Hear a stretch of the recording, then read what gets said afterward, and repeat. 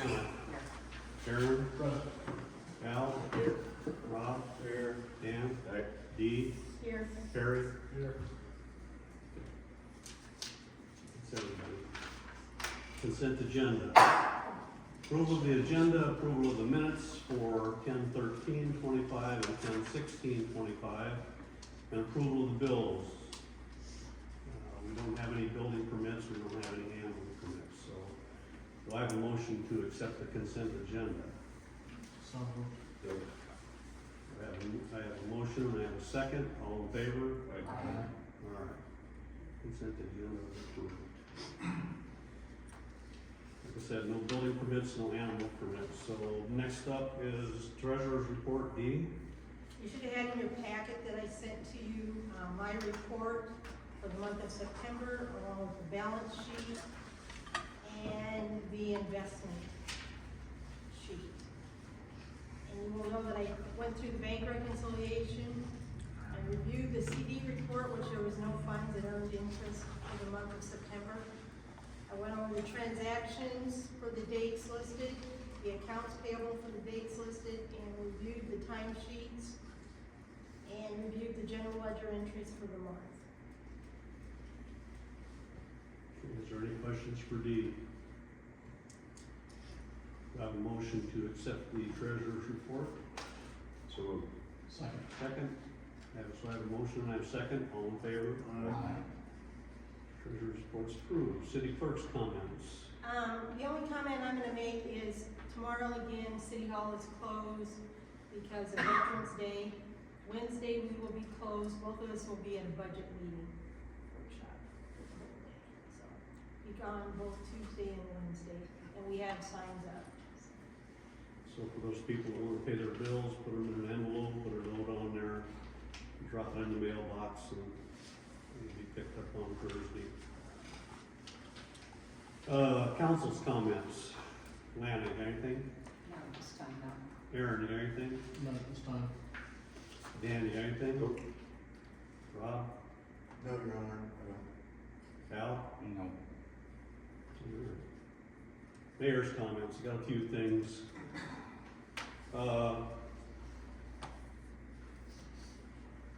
Election results are in, and we have a new mayor candidate, and Aaron was reelected, and we have 2 new council members, so congratulations to all of you. And I hope you are ready to start drinking from the fire hose, because you're gonna have to learn a lot. At the candidates meet and greet, we had a comment about water system, why is my water dirty? And we didn't really have a chance to touch on that. As I said before, we send in samples every couple weeks.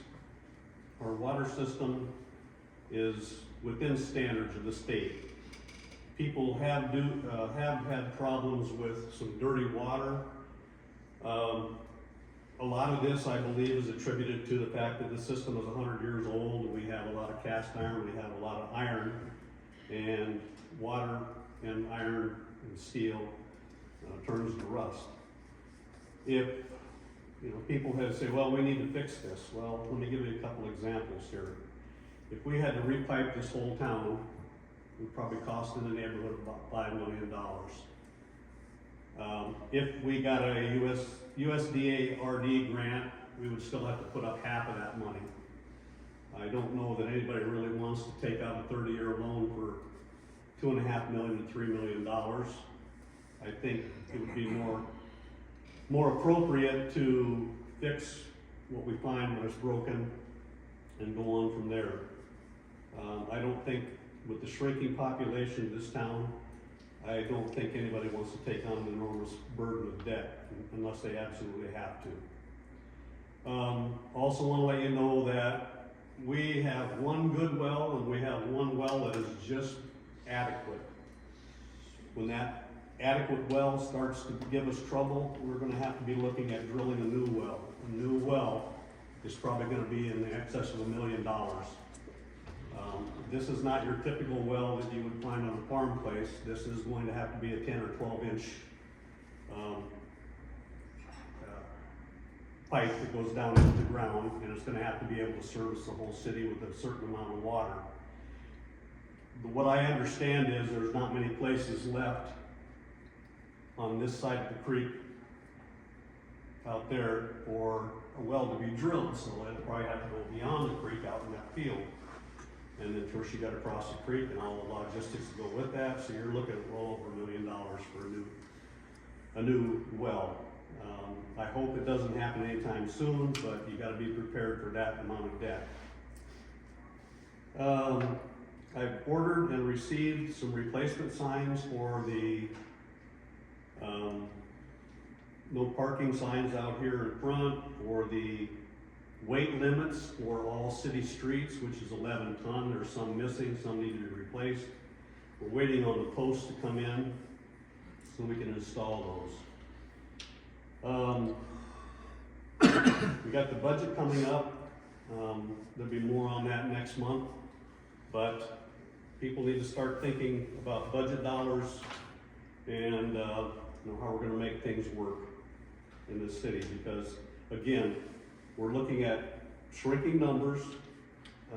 The property tax thing has to be defined yet. And for the future thinking, when our population dips below 500, which is very likely with the next census, we will lose revenue from the farm to market road, which I guess that goes by the post office and out towards the cemetery. And the county will take over that, and so you will lose revenue, you will lose the control to work on that road, to do anything on it, unless the county comes up with a 2080 agreement. I envision that we'll probably lose about 30 residents over the next election, so we'll probably be down around 475, give or take. The county will probably lose in the neighborhood of about, probably about 150 people. That's just the forecast that's out there. There was a question that came up about, a concern that came up about Drainage District 51. As everybody remembers, that was the pipe or the tile that goes from Pilot Creek, or not, the creek out here, all the way past the golf course, cuts through town. I remember people got real spooled up when they first brought this to our attention and said it was gonna cost $1 million. We worked with the engineer to do the lowest cost solution possible. We don't have a final cost on that. I checked with the supervisors today, they still did not have a final meeting, a closeout effort.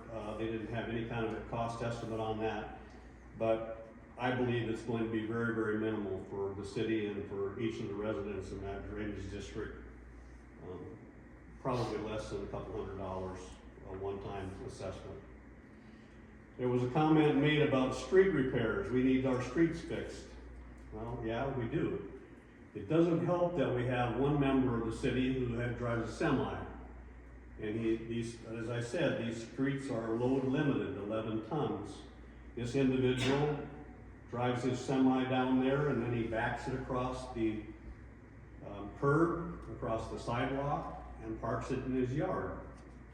He's done this numerous times. He's been asked to move it. He refuses to do so. He thinks, I don't know what his motivation is. Apparently he's just lazy. And so, if we've got people like that in town, I don't care how many street repairs you do, you're gonna keep on repairing the streets. It's just really sad that somebody can't follow simple rules. We give truck parking down here. There's no reason they can't use that. I did contact a company out of Algona with regard to stormwater drain repairs. They came down and assessed what we think is the worst one right now, which is down on River Street. We haven't got the report back from them.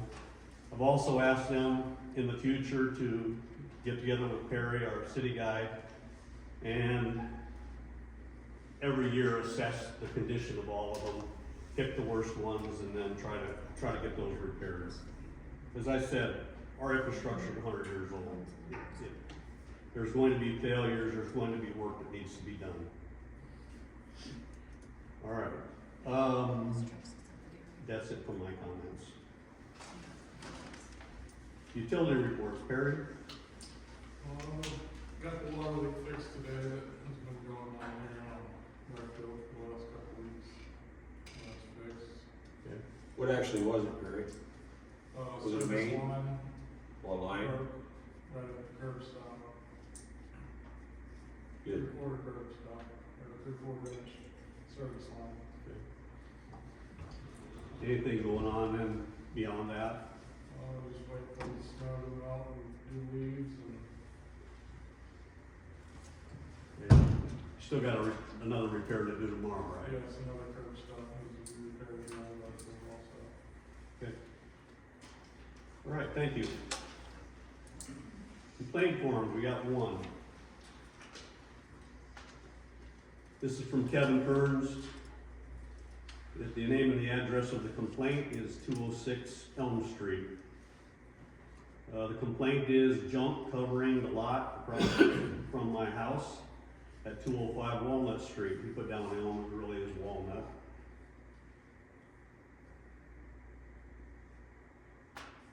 It lowers the value of our property in our area. This is a vacant lot and it should be cleared. So, we have the owner of the lot here. You plan on taking any action? Let me put up a privacy fence. Say again? Let me put up a privacy fence. That's what I wanted for years. Then it'll all be put away. Okay.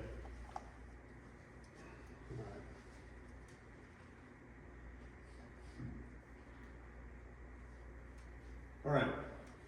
Next item up is unfinished business. So I think we'll hold that.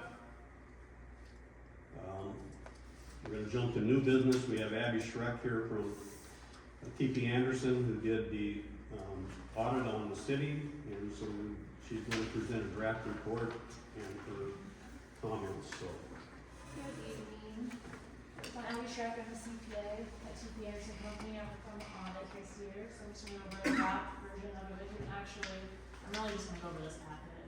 So, if you want to flip through the report and make questions on that, feel free to stop me at any time, but I'll just keep it pretty short and sweet for you. So, our responsibilities for the audit is to plan and perform it in accordance with our professional standards, form an opinion and communicate all significant matters to you as governments. Your responsibility is the financial statements. Ultimately, we help prepare them, but ultimately it's the responsibility of management and governance. So number 3, our audit opinion. The city received a qualified opinion on the financial statements. In a qualified report, the financial statements present fairly, except for the matter that's described below. And basically what that is the accounting records of the city have not been audited for periods prior to this, which is permitted by the state. So because of that, we're unable to obtain sufficient appropriate audit evidence to determine whether the allocation of the beginning fund balances was appropriate. We know that in total, the cash balance was correct. We just cannot determine whether each individual fund balance was correct. So, simply because it hasn't been audited. So that's Even though an exam was done. right. So the exam is really to determine just compliance in general, not necessarily preparing financial statements and looking at the numbers specifically. So because of that, we didn't do an audit last year, so we know that total in cash is correct. We just don't know by fund. We can't say for sure. So that's the only reason there is a qualified opinion. Otherwise, everything presents fairly. Significant accounting policies. There were 2 new governmental accounting standards issued for this fiscal year. One of them being related to compensated absences. So it kind of just redefines what a compensated absence is. So basically, a liability should be recognized. So this is in relation to like vacation, sick leave, comp time. The standard says that a liability should be recognized for any leave that has been used for time off but not paid, and also leave which has not been used. If it's attributable to services already rendered, it accumulates and it's more likely than not to be used for time off. So the biggest change that has occurred because of this is related to sick leave. So a lot of governmental entities and private entities don't pay out sick leave upon, termination or even retirement. But according to the standard, they still want us to measure a liability if it's more likely than not to be used. So what we've used is kind of like a historical average of what employees have used over the last 3 years in sick leave and use that to calculate the liability. So the liability is just a disclosure item in the notes to the financial statements. It's not actually on the face of the financial statements, but it's something we have to provide information on. So the compensated liability, the increase related to the sick leave for that, which is in the notes, was $8,815. The second standard is certain risk disclosures. Essentially, this is disclosing that there's a certain concentration or constraint on the city. The city, we did not identify any of those that needed to be disclosed. And there is one upcoming accounting standard for financial reporting model improvements in general, basically how things will be presented in the financial statements. That will be effective this coming fiscal year. Number 5, statements. Our professional standards require us to accumulate all known and likely misstatements identified during the audit. So a couple of corrective misstatements. There were 2 entries that we recorded on the next page. The first one was to convert the city to cash basis in the amount of approximately $15,000.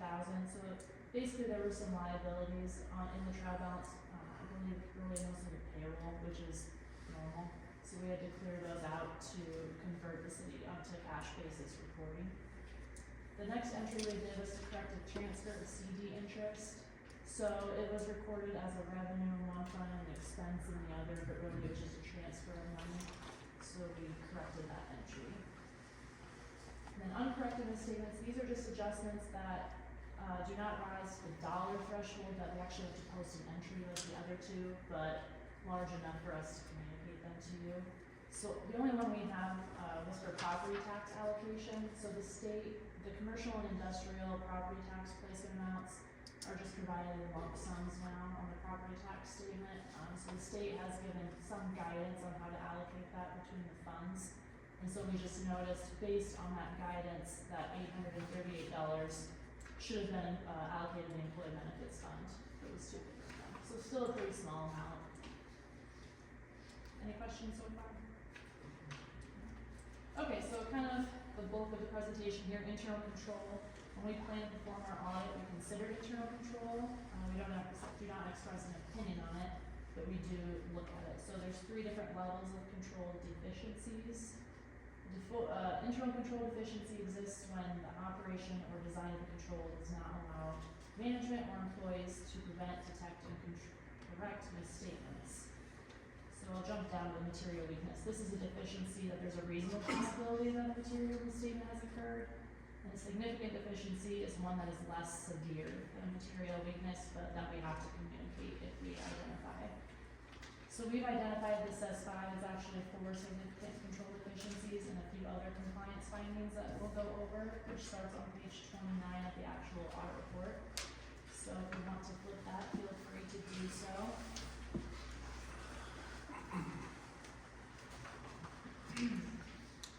The first significant deficiency is segregation of duties, essentially saying that one individual or only a couple individuals are performing most of the duties.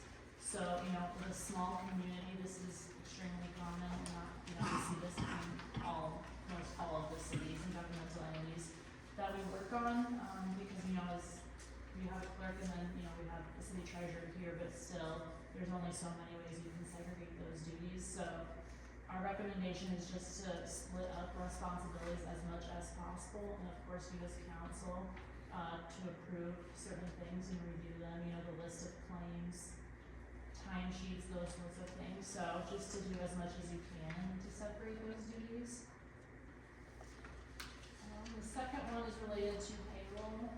So it was noted that there is a consistent procedure to track paid time off, earned and used, but some manual entries were utilized and a review of the hours earned and used was not present. So basically, our recommendation is just to have someone else look over the tracking of vacation, sick leave, etc. And I know Brady uses a spreadsheet now to track it. She told me, and I'm not sure if there's a control in place yet to have that reviewed by someone else, but that would be our recommendation. So would that be me or the mayor or Either or, I would say, as long as they're the second individual. The third one, utility billing adjustments, so during the fiscal year, this is a step we've implemented in our procedures recently, just from fraudulent situations that have gone on around the state. The city made, about $11,000 in utility billing adjustments. At the time, there was no signatory or other documented evidence to support that the adjustments were reviewed and approved by a secondary reviewer. There was also no controls in place to ensure utility charge adjustments are complete and accurate. So our recommendation would, again, similar to the time off, implement controls to approve charge adjustments and ensure they are complete and accurate. And then, we did when we were here, we obtained support for the adjustments so that they were appropriate. It's just that we should have approval of those. Other entities I've been to will just accumulate, there's a utility billing adjustments report in the system, which is what we looked at. And so we've seen other entities just print that and hand that out similar to the list of claims for the month and have, US Council look that over and approve it. So that's kind of our recommendation. The fourth one, financial transactions. During our audit, we know that the city recorded deposits in the accounting system to an incorrect period. So as a result, the outstanding transaction listing did not accurately represent actual deposits in transit or unreconciled items. So cash did reconcile and it would agree to the bank. It was just that the outstanding transactions, the way that a couple of deposits were entered when they were cleared was just into the wrong period, so they were still showing up as uncleared, but really they were. So cash was appropriate, it's just that this outstanding list did not quite match what it should have been. Okay, so that's it for the significant deficiencies. Page 33 are some other findings that were either A, required to provide information on, or B, there is some sort of compliance issue there. So the first one, the certified budget, disbursements during the fiscal year exceeded the amount budgeted in several of the functions, general government, capital project, and business type activities. So the budget should always be amended in accordance with the Code of Iowa before disbursements are allowed to exceed the budget. So that's just something to watch when you do anticipate doing an amendment, is looking at your actual expenditures compared to the budgeted so far for the year and see if any changes need to be made. We'll jump down to letter D, business transactions between the city and city officials or employees. So there's just one with D, the owner of Cindergard Excavating. So the total for the year was $3,135. This is in accordance with the Code of Iowa because the transactions were less than $6,000. Letter F, council minutes. We did not find any transactions that we believed were inappropriate or anything. There were a couple that were not published within 15 days. Now, it's okay if they're delivered to the publisher within 15 days. So I believe there was maybe one that we didn't have support that was the case. And I think the issue there was just that, you had a new clerk come in and this would have happened before that, so they just couldn't track down that email. Letter H, revenue bonds and notes. The provisions of the city's sewer and revenue bonds require certain compliance issues. One of them is to produce net operating revenues equal to at least 110% of the upcoming principal and interest payments that are due. So, for instance, the sewer fund had operating excess deficiency, so operating income of $58,924, whereas 110% of the principal and interest payments would have been $72,397. In addition, they both require, the sewer and water revenue bonds require sinking fund accounts, and it did not appear that sinking funds had been established. So our recommendation here, is always to review your utility rates to ensure the rates are adequate to produce the requirements of the bonds. And you should also establish sinking accounts. A lot of times cities will do recurring transfers into these sinking funds to make sure that the balance is enough to meet the requirement. Letter I, fund transfers. Let's see. So this was basically because of that CD interest transfer that we had to record. Since it wasn't recorded initially, there was no resolution to approve that. So in the future, future, all transfers should be approved by resolution. J, financial condition, so as I'm sure you know, there's a few funds that have deficit balances, those being economic development, water, sewer, and garbage funds, and the amounts are listed there. The city should investigate alternatives to eliminate these deficits in order to return the funds to a sound financial position. Letter K, unclaimed property, so what this is are outstanding checks that have been outstanding for quite a while. For accounts payable checks, it's 3 years. For payroll and utility amounts, it's 1 year. So there were some payroll checks, or I guess just one payroll check from fiscal year 22 that was still outstanding. And if I remember correctly, we talked about that and we were taking measures to get that taken care of. But in the future, procedures should be taken to ensure that all checks are reviewed annually and amounts over 1 year old are remitted to this treasurer of state. Letter L, questionable donations. So governmental entities are not really supposed to donate to not-for-profit entities unless there's some sort of, economic development benefit there or creating jobs or things like that. So there were donations to Pocahontas County Economic Development and one for $4,950 and $1,000 to Upper Des Moines Opportunity. So we just always want to make you aware of the requirements for donations to not-for-profit entities. So the city should implement contracts or 28E agreements with these entities that lay out why there is economic development benefits, what they're doing, that sort of thing. And if you remember right, we don't have them in our budget for this year. That was one of our cuts that we made this year. Okay, just a couple more here. So letter M, property tax budgeting. Property taxes levied and collected for the purpose of providing employee benefits exceeded the actual amounts dispersed by about $25,000, creating an excess fund balance. So there just needs to be accurate budgeting for receipts and disbursements. You should reference historical costs for providing benefits to its employees and compare those amounts to anticipated upcoming outlays. One thing that we thought maybe could have been the case was the city should not include expenses of the proprietary funds when certifying expenses for the employee benefits levy, meaning that the FICA, IFRS, those sorts of expenses for the water, sewer, those types of funds should not be included when budgeting for the levy for employee benefits, because those are paid out of separate funds. And the last one there, letter N, competitive quotes. The city did not solicit competitive quotes for the water tower improvement project. Before entering into a contract for a public improvement with an estimated cost in excess of $100,000, city council should make a good faith effort to obtain quotations from at least 2 contractors. I think what happened there was that somebody came in to do an inspection, there were repairs needed, so that entity was used for that, but it still should have been, competitive quotes should still be obtained, since it was more than $100,000. So, in this little packet here, the last couple things, just an overview of the financial results. So the city's net position increased almost $32,000 during the year to $921,802, or about 3.6%. It's always important to remember when you look at financial statements that the timing of things can skew, one way or the other. So if you receive a lot of bond or loan proceeds in 1 year, you might have a high increase in that position, but of course you're gonna have capital project expenditures coming up related to that, so it kind of ebbs and flows. We did not have any difficulties or disagreements with management. And that's really all I have for tonight, so if there are any questions?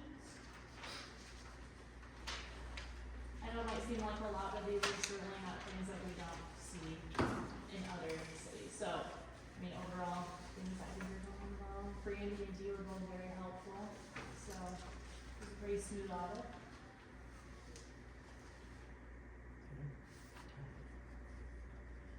Any questions for Abby? Okay, well, I appreciate your time. Thank you very much. Thank you very much.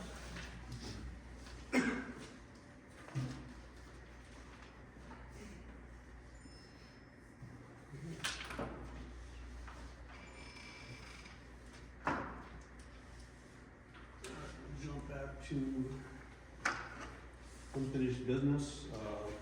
Last meeting we talked about, some considerations for the purchase of 806 Arthur Street. It's a derelict property down there, and then 807 Elm, which is also a derelict property. I'll address the other one, 605 Elm, separately. We tabled those. I don't know what the council would like to do with those properties. They're, as I said, they're derelict. They're not bringing in any tax. Those folks aren't paying any tax on them. With regard to Arthur Street, both of them actually, they need to be torn down. But we don't own them. I don't know if the council wants to take action to try to go through the process of obtaining those so that we can have them demolished. Or if you want to, What were those addresses again? what's that?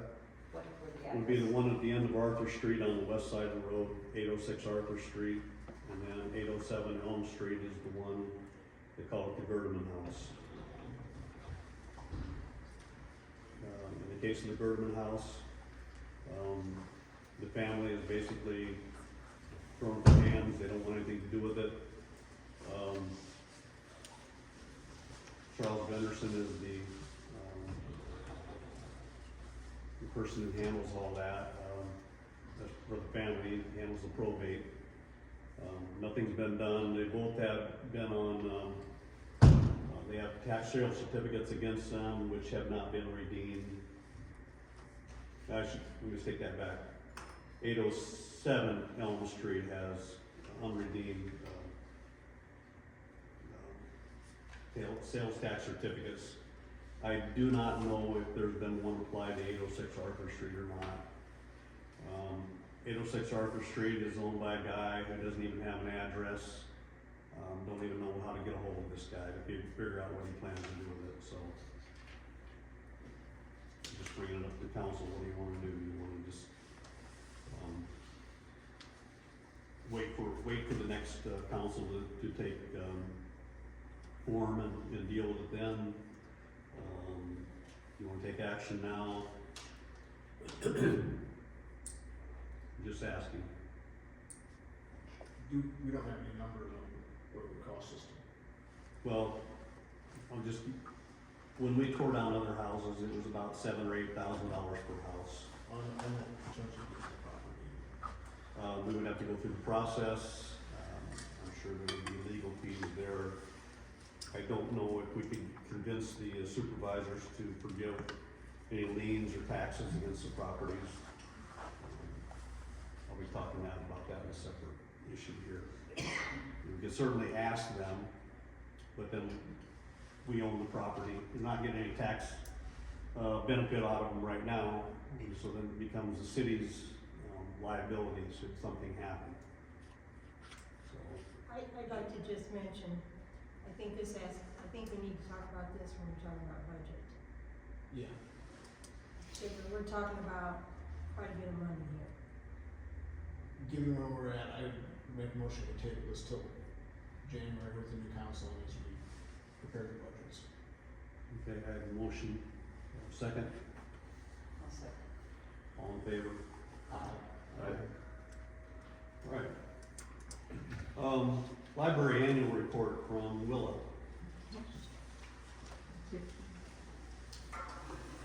I think everybody's got the paper in front of them. And I wanted just to present the numbers from fiscal year 2024 to 2025. This was during Becky's tenure as director, and I did run this by her to review them prior to presenting them to you. She couldn't be here this evening. In brief, our total number of hours open, 1,186. The full 52 weeks of the year, we were open. Our total number of physical items at the library, we have 10,249. That includes things like books, DVDs, and so forth. Our total registered users has actually gone up 20 people since the last fiscal year, and we are now at 467 27. Our annual door count, and that's the number of individuals entering the library. So for example, if somebody came in the morning, checked out a book, came back in the afternoon to use the computer, they'd be counted twice that day. I just want that to be clear. So our total annual door count is 7,221 folks, which is rather higher than last year's was at 4,332. Our programming and attendance at programs, this past year, we had 230 live in-person library programs. I've broken them down in terms of adult and the child youth programs we offered.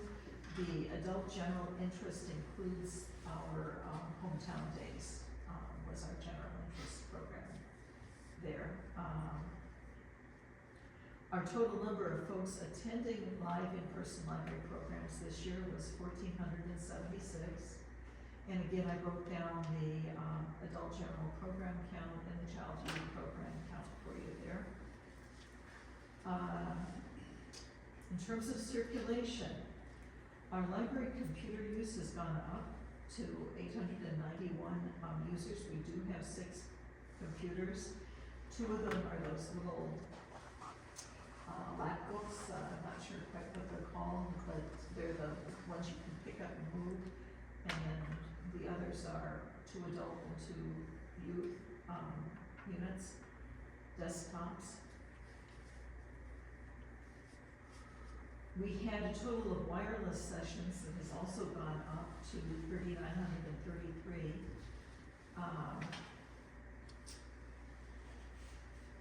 I can give you comparison figures with last year if you'd like on those. We do interlibrary loan. It's called our silo program. That's books where other libraries request units from us. We send them to them. They can also request DVDs. It's not just books, or the playaways that we have, the audio books and so forth. And we also can make requests on behalf of our library card holders for materials that our library does not have. This is a state program.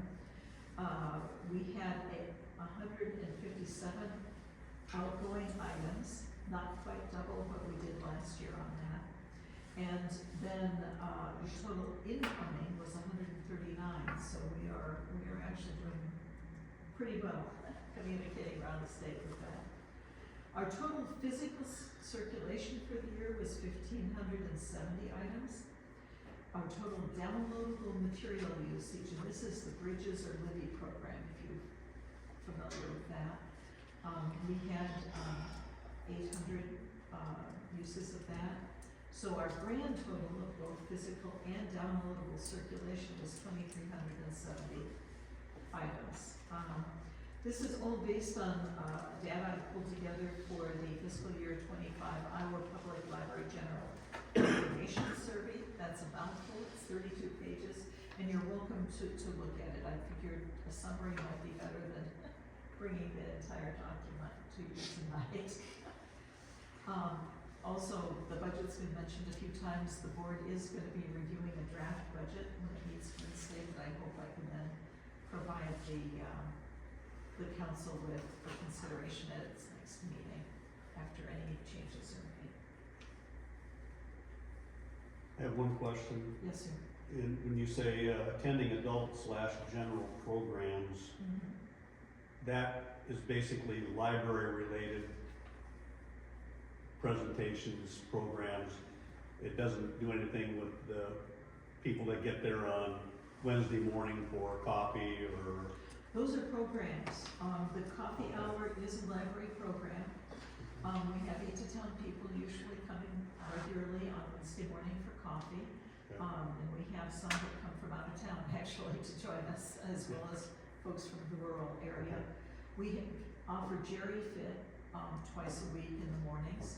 So those are also programs we offer. That answers that. Okay. Okay.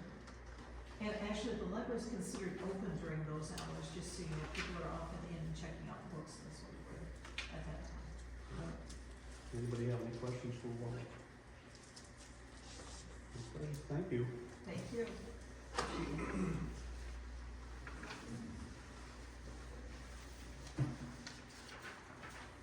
All right, next item, each council member in your package, received copies of the employee handbook editions. Our insurance company, upon review of our policies and our employee handbook, asked that we enter new additions there, so, Dee prepared those. Does anybody have any questions on those? So again, just to kind of review there, we wanted us to add a pre-employment background check policy. We've done that in the past, but now they wanted us to have that in our employee handbook for liability purposes. And again, there was a sheet with any new employees. And when I say that employees, and I'm still trying to get that qualified from Sarah, but I believe that will also include, fire department and ambulance, because they will be required to have a background check also, so we'll have to look at that, but again, I'll get that, from her. She's contacting the insurance company about that. The next one is driver qualifications. Again, we would be looking at, fire truck and ambulance crews also. And the things that I have provided for you basically are the things that EMC basically tell us what we have to have in our policy. And that also had a checkoff sheet, and we have to keep that information and, for 3 years after the driver leaves our employment, so you'll see all those things. Things that we have done in the past most of the time, but now we have to have documentation, so when they come in and do their audit for that. And the last one that I have done is the distracted driving policy, and basically, if you think of the state law, basically it kind of goes along with the state law. Again, any new employees would have to sign off on the fact that they are, given that information ahead of employment. The one that I'm still working on is the light duty policy. That one's a little bit more intense. It's if somebody gets hurt and what documentation they have to do. We have to sign an agreement with, basically a nurse online and those types of things. So those are things that we're still working on.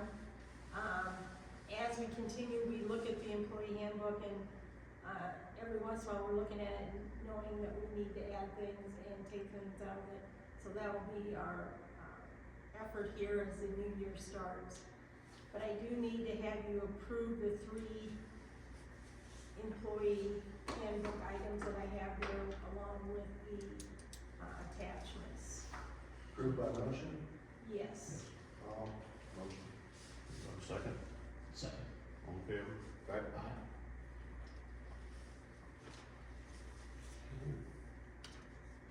Next item is Thanksgiving, Christmas. Obviously, those are holidays and federal holidays, so that we will be closed on those days. Do we want to? Well, what we have done in the past is usually the day following the holiday, the employees have taken the day off and they use the comp time or vacation time to take care of that. And the half a day beforehand for Thanksgiving and Christmas also. So we work half a day on Wednesday before Thanksgiving, a half a day on Christmas Eve, and have the afternoon off. And again, using comp time or vacation time. And I'm wondering if this will be one of those things that I think we'll actually look at putting in the employee policy. It's not there, that's why we have to ask you to review for your documentation.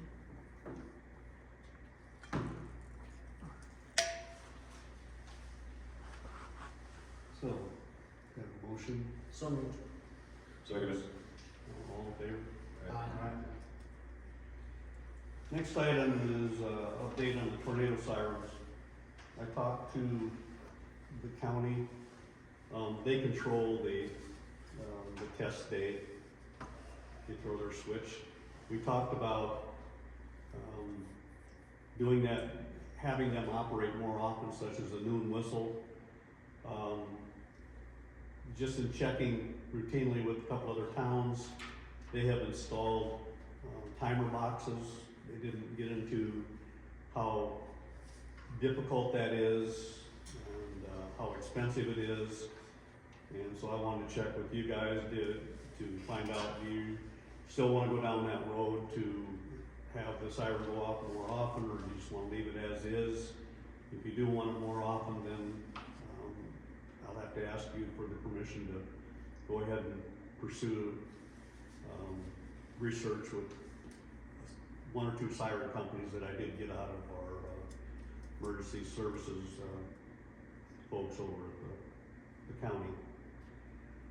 I'd personally like to see it go off at noon every day. The county doesn't wanna do it. Imagine that. So in other words, there's a cost involved. There will be a cost involved, yes. It's not a good word. So, and then you can say, well, let the next council decide if they wanna go down that road or not. I would say let's research it, probably pass that decision on to the next council. I don't need to keep adding stuff to our list, guys, but Okay, so I need a motion of some sort. make a motion, we research it, if they get it, we'll pass the cost on to the next council to make a decision on this number for the deal. At least. I have a motion, do I have a second? Second, All in favor? why does the county not wanna do it? They can't throw a switch every day at noon. It's not within their realm. You You're lucky, don't want that responsibility. you're lucky if they turn it on when it's supposed to be scheduled. Sometimes, oh, I forgot, and so it goes off an hour later or whatever. We used to do it all the time. Yeah, that was before the county did their monthly test. And so there used to be a timer, but that was for the old one. We'd have to research, find out what, if they can set up both at the same time or only one, all that have to be researched, so. I'll see if I can't run that to ground. All right.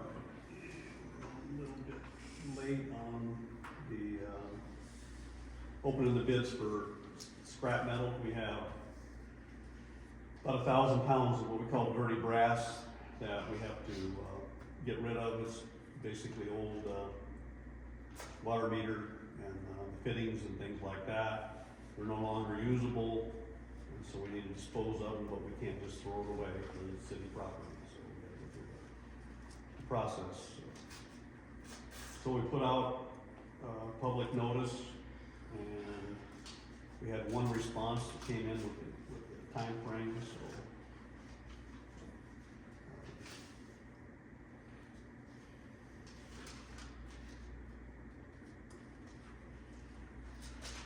Fingers at work.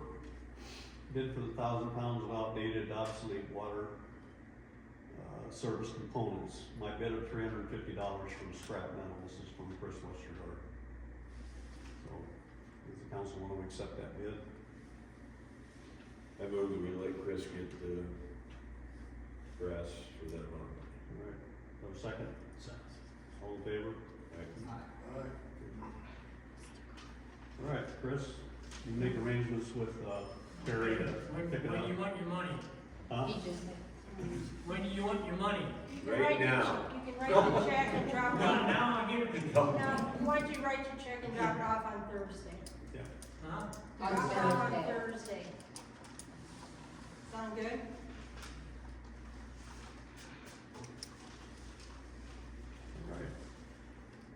Alright.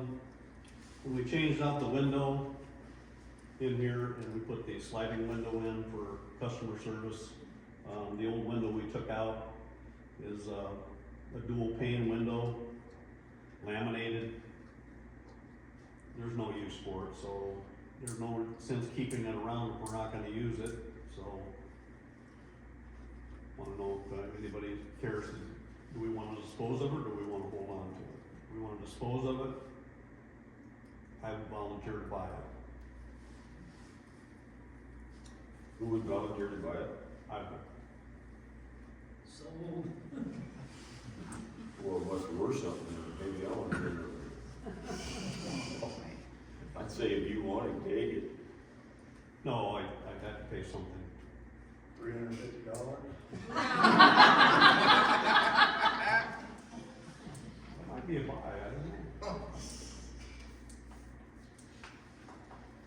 set a price. Give the city a buck, I make a motion, we can take a buck for it, and get rid of it, before it gets broke. Yeah, it's leaning up against the wall in there, probably will get broke. And, those other panes that are in there, We need to keep those. we'll hang on to them. Yes, because those are tempered glass, they're the same size, so in case something happens, we have a replacement for them. And if you don't wanna set a price right now, set a price next meeting, I don't care. I just did. We need something. I'll second. Okay, all in favor? Right. When can I pay? Thursday. Write a check. All right, next item up is to review the Black Hills Energy Agreement. That was in your package, we handed out, one page here, both sides, kind of the outline for the whole, agreement, and then there's an associated cost there on the back, that's an estimate. And we talked about this, we have the emergency response agreement with them already, which is basically $125 each time we have to have an emergency response. In case people don't know, Perry, our city guy, he does not have all of his gas qualifications. It takes about 2 years to get these things. So he's not qualified for some levels of emergency response. We reached out to Black Hills Energy for that same emergency response, same that they provide with Gilmore City and other cities where the qualifications haven't been achieved yet. We also asked them to, in fact, we talked about the possibility of them looking into helping us out with our whole gas services process. So they gave us this, basically an outline of what they would do for us for a certain amount of money, obviously. They would provide, of course, the audits, all the paperwork stuff that needs to be done. They would be working on the entire program. They would have customer service hours, 24 hours a day, 7 days a week. They would continue to provide the emergency response. They would look into, basically they take over the maintenance of the whole gas system. And their annual estimate was about $51,000. Excuse me, we looked into what it would cost to hire a person to do a second person, and it's about the same, so it's a wash. Rob Jackson and Perry both offered up that there might be a less costly alternative, which is to use the Iowa IAMU, what's it stand for again? Municipal Utilities Yeah. Association. Anyway, they would help out with a certain amount of the work that Perry couldn't do until his qualifications are achieved, and the total for that would be around $7,000 a year. It would come up 4 times a year to do quarterly paperwork, audits, and if they needed to do repairs, things like that. Of course, that's quite a bit cheaper than $51,000. But since we talked to Black Hills Energy, they shot us this estimate. We have to give a formal response. So, need to know your thoughts on it. So if I understood the IMU thing, is 7,000, It would be around $7,000 a year. and they basically fill in for us until we can get Perry. Quarter, don't do the things that I'm not. 7,000 quarter. Yeah. They would come 4 times a year. Yeah. Yeah, it would be about $1,700 a quarter. And they would fill in for all the things that Perry can't do. However, we would still need the Black Hills for the $125 an hour. We would still utilize them for the emergency response, Mutual aid, yeah. which we haven't needed. And I hope we don't ever have to have that. So, So is the 51 count $125 an hour, or is that on top of that? That's on it's top. on top. But that's not with, that's if we hire them for everything. That's if we hire them for everything, Yeah, yes. that's, that had nothing to do with just, You don't pay nothing for the mutual aid unless when you know.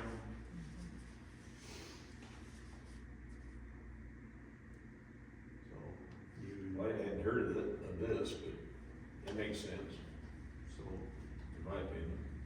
yeah.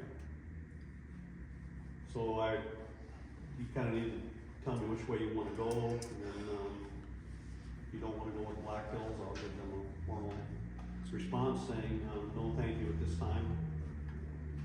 We'll continue on with the emergency response, and then we will, contact, IMU and make sure that they're on board with all this. Formalize it. I'll make a motion, just what you said, thank you to Black Hills, we'll use you for emergency and seek out what we can get for agreement with Iowa Utilities. So I have a motion, do I have a second? Second. All in favor? Aye. I'll contact them and tell them that we'll continue with the emergency response only. All right, next item is, last time we talked about 605 Elm, which is the house that was in work last winter, and then the owner went back up to Minneapolis. He did stop by here last week to let us know that he had been injured and could not work, and that he planned to come back down here, but unfortunately couldn't make it. Well, I guess he broke both wrists or whatever. And drive, yeah. So he came back down to say he intends to continue working on the property, just hasn't been able to do it because of his injuries. And in the meantime, we hired, Jordan Ives to bush hog the place, and we hired, Brandboy to clean up some of the rubble that he had taken out of the old, basement. And both of those, the owner will pay for. We're waiting on one cost, so we can give him the total cost, so that he'll write a check to us for that. And then he indicated that he'll be back down here to work on it. He didn't give us the exact date. He plans to come back down and continue to refurbish the house, so there's no more action for us to take other than just stay on top of him. Make sure that he completes the work. Turns the house into something usable. All right. Last time, actually, it was the candidates meet and greet. It was brought up that we need to look at selling off some of our properties. So we put together a list of city property sale candidates. This is just for your information, which parcels they are, their address, their size, what the county has assessed as a market value for them, and so you can pick and choose whatever you want to do. You will get us some money back in property taxes.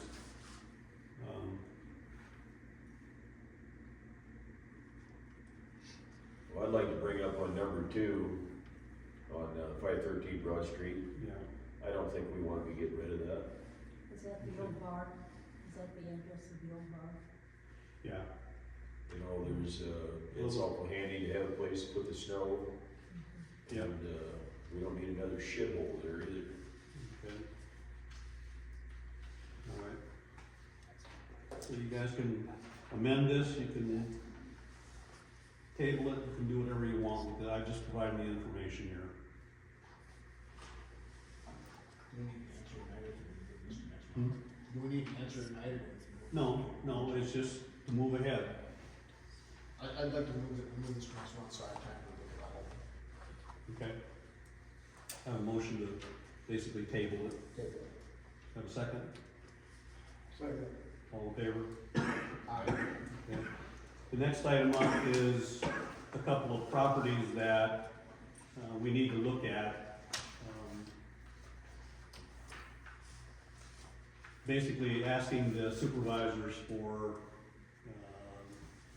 the properties are currently owned by private citizens, but no taxes have been paid on them in now about 7 or 8 years, longer for the one. And there's no taxes coming in, the county would have to give us permission to go ahead and we would have to ask the county to basically do away with the back taxes, any liens against them, and then ask the county to go ahead and offer us to take the possession of the properties, so that we can turn around and sell them, try to make a little bit of money and bring some revenue back in. The two properties I'm talking about are basically next to the railroad that goes to Plover. It's, I call it 706 Oak Street, although there's no formal address. It's the west side of the tracks on Oak Street. It's a little triangle. It was owned by Pamela Hunt. She's deceased. There's an unredeemed tax sale certificate against the property. No taxes have been paid since 2018 on it. The other one is 707 Elm Street, which is another triangle spot right on Elm Street there, and that's, according to Beacon Snyder, it's owned by Rilda Mowry. She wants nothing to do with it. She's never paid any taxes on it, has an unredeemed tax sale certificate from 2022, and no taxes have been paid on that since 2020. So what I'm asking is, does the council want to consider letting me talk to the supervisor to see if we can take those properties for little or nothing in the way of money, and then so we can turn around and sell them and try to get some revenue off of them. Yeah, how much then? Okay, have a second? I'll second. All in favor? Like, All right. like when you say a little bit of nothing, about nothing. Yeah. Well, Leaning towards nothing. all I can do is ask them. If they say, no, we want all the back taxes on them, say, I'm well, sure they'll okay, work with you it. can keep them. Yeah, there you go. All right. So I will talk to the supervisors on that. Nuisance abatement, just wanna let you know, we've got, 5 cases coming up the 19th, for various properties in town. That will be the magistrate's court in Pocahontas. And we're still waiting on a firm date for a district court, date for, I believe it's 9 properties. And so we'll wait and see how that goes.